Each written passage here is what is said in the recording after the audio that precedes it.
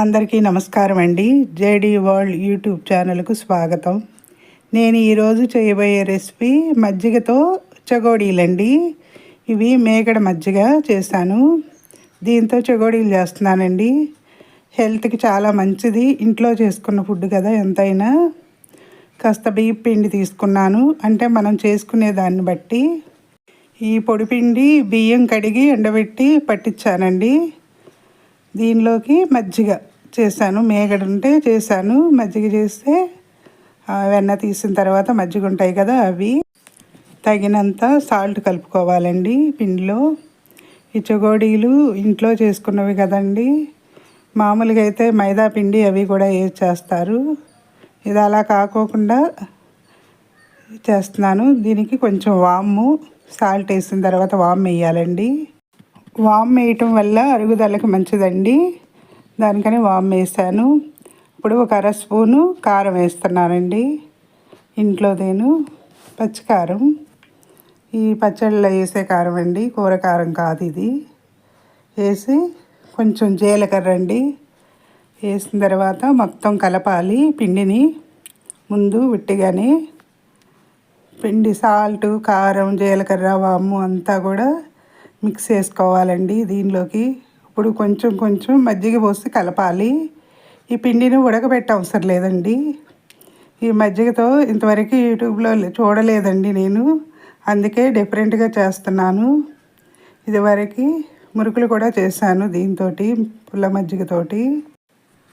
ఇది కొంచెం కొంచెం కలపటం వల్ల ఒకేసారి వేస్తే పలసన అయిపోతాయండి.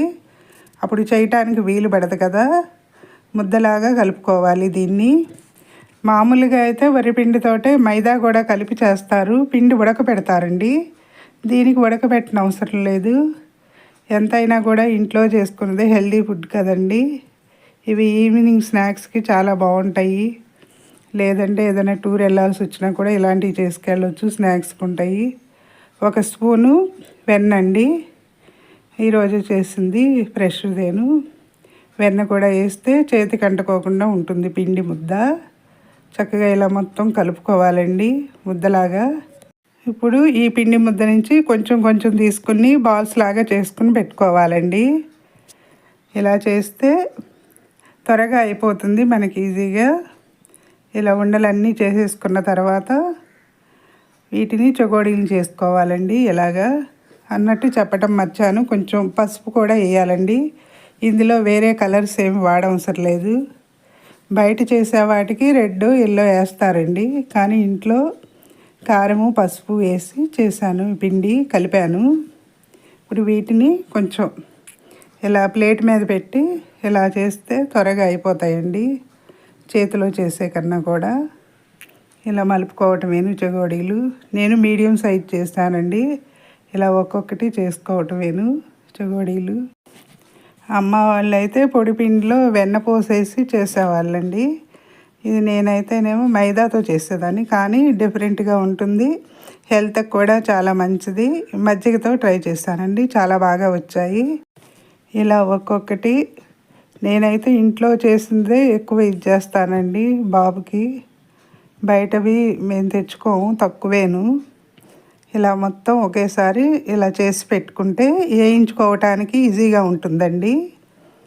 సబ్స్క్రైబర్స్ పెరగటం లేదండి. సబ్స్క్రైబ్ చేయండి, లైక్స్ చేయండి. మీరు చేసి లైక్స్ని బట్టే ఇంకా వ్యూస్ వస్తాయి. ముందుగా స్టవ్ వెలిగించి మూగుడు పెట్టి కొంచెం వేడి నీళ్ళు కాసి తీసానండి. ఇప్పుడు ఆయిల్ వేస్తున్నాను. ఆ తెల్లగా ఉంది కదా వేడి నీళ్ళు కాయటం వల్ల. ఇప్పుడు ఆయిల్ వేడెక్కిందండి. ఇప్పుడు ఒక్కొక్కటి చెగోడీలు డీప్ ఫ్రై చేసుకోవాలండి. ఇవి ఇప్పుడు మరోవైపుకు తిప్పుకోవాలండి. ఆ నూనె పొంగనిగిన తర్వాత మరోవైపుకు తిప్పుకోవాలి. ఈ స్టవ్ మీడియంలో ఉండాలండి. హైలో పెడితే మాడిపోతాయి, లోపల ఏగవు. అయినా కలర్ కొంచెం ఇది ఎర్రగానే ఉంటుందండి. ఇప్పుడు మీడియంలో ఉన్నా కూడా తీసిన తర్వాత ఇంకొంచెం రంగు ఎక్కువ ఉంటుంది, కారం వేస్తాం కదా దాని మూలంగా.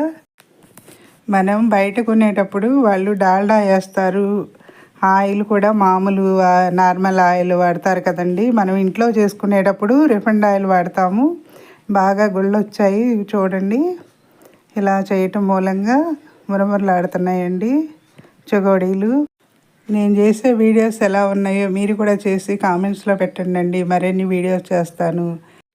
మీరు పెట్టే కామెంట్స్ని బట్టి ఇంకా మరిన్ని వీడియోస్ చేస్తానండి. అయిపోయిందండి మజ్జిగతోటి చెగోడీలు. నచ్చితే లైక్ చేయండి, షేర్ చేయండి, సబ్స్క్రైబ్ చేయండి. మీ లక్ష్మీ కుమారి.